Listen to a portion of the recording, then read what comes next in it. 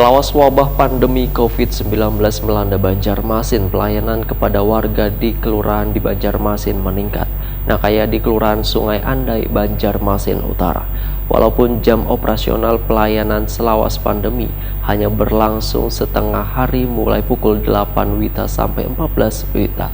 Namun pemberian pelayanan kepada warga tetap dilakukan secara maksimal. Pemirsa, berikut kabar selengkapnya. Selawas wabah pandemi COVID-19 melanda Banjarmasin, pelayanan kepada warga di kelurahan di Banjarmasin meningkat dan kayak di Kelurahan Sungai Andai, Banjarmasin Utara. Walaupun jam operasional pelayanan selawas pandemi hanya berlangsung setengah hari atau mulai pukul 8.00 WITA sampai 14.00 WITA, namun pemberian pelayanan kepada warga tetap dilakukan secara maksimal.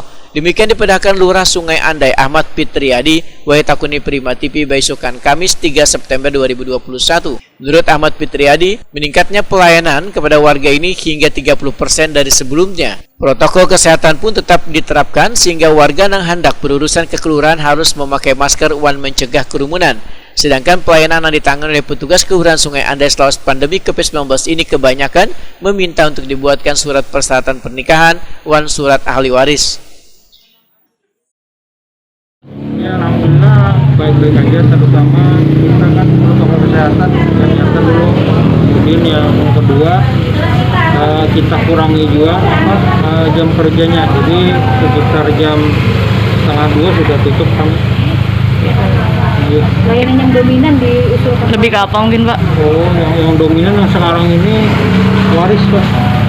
Waris, ahli waris tuh yang kematian.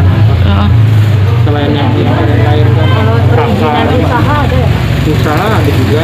Naik atau turun karena Pandemi ini kemarin itu yang usaha yang ada bantuan kemarin banyak yang ngurus itu. Yang setelah bantuan itu kan udah hilang.